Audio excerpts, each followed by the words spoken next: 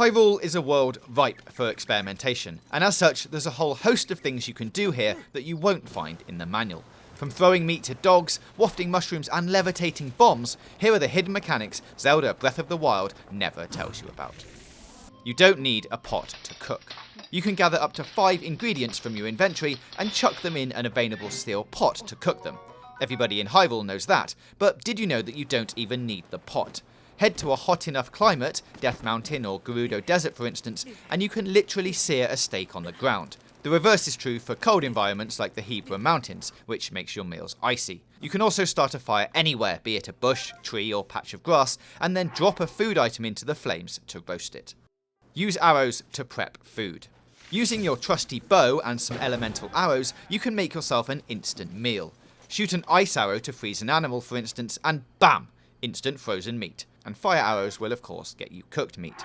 The cold cuts can cool a link's internal temperature, which is useful in some of the more sweltering locations, and the cooked meats will warm you up from the cold.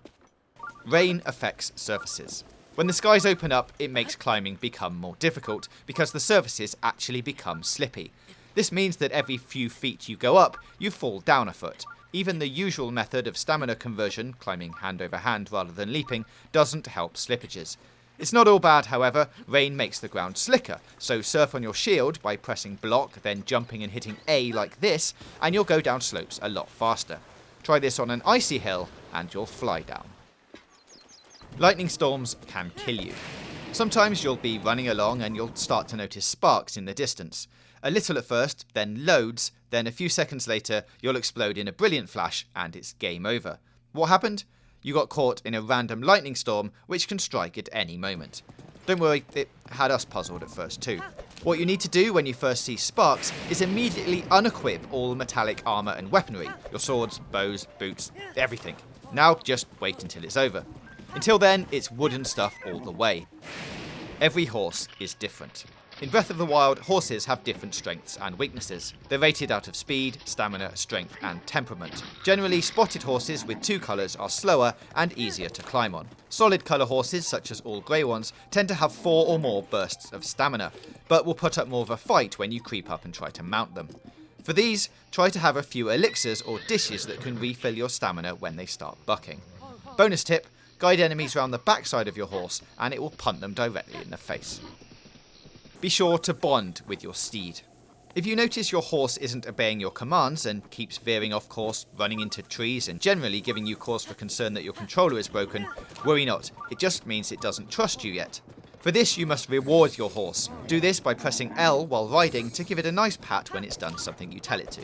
You'll know it's worked when you see a pink cloud of, love gas?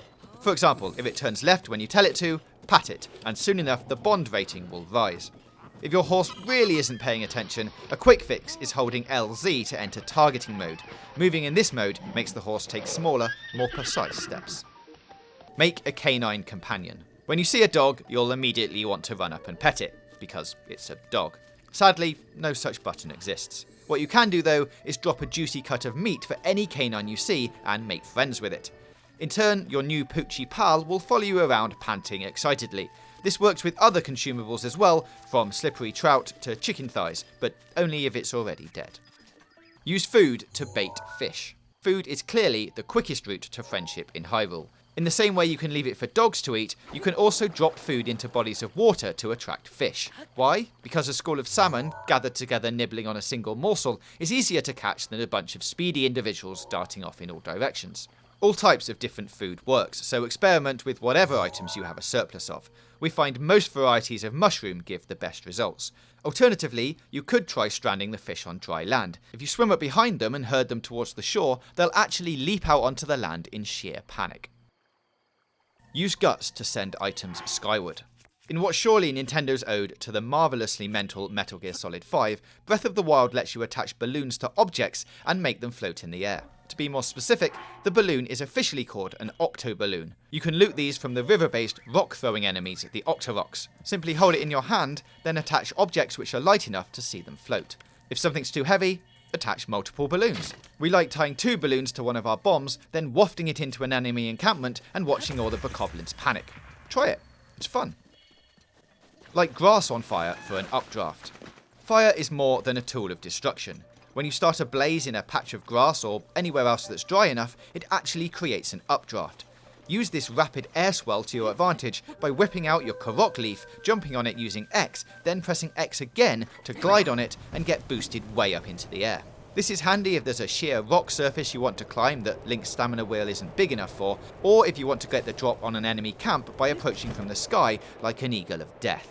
While doing this, press Y to slash in the air and Link will do a devastating downward plunging attack. Save your Karach Seeds. This bizarre race of leaf-masked tree people are hiding throughout Hyrule in a number of different places. Hundreds of them, in fact. Collect the Karach Seeds they drop and definitely do not sell or cook with them. You'll need plenty for the later upgrades they count towards, which we won't spoil here. Strike the Ghost Bunny for rupees. One time, after spawning at this shrine near the Karach village, we trekked up the grassy hill to its right and found something very strange. A glowing, blue, bunny-type animal. It scrambled off pretty quickly, but hitting it with a weapon caused it to drop pure money. Yep, green and blue rupees came spraying out of its backside. We've not managed to encounter the little guy again, but he's definitely around. Waiting. Watching. Steal fairies and cheat death. Do you want to live forever? Head to the Great Fairy Fountain and pick up some smaller, apparently less great fairies who are hovering around the gigantic flower petals. Having one in your possession is extremely useful because it instantly revives Link when he dies. Even better, you can carry 3 of these little blighters at one time, meaning you can essentially cheat death.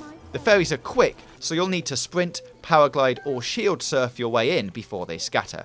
An early Great Fairy Fountain lies just beyond this shrine nearest the Karach village. So that's the hidden mechanics Breath of the Wild doesn't tell you about, but there's plenty left to discover, and we're only at the beginning. If you found any, then let us know in the comments below, click the boxes to the left for more content from us, and don't forget to hit that big button in the middle to subscribe for more gaming news, reviews, previews and features right here on Games Radar Plus.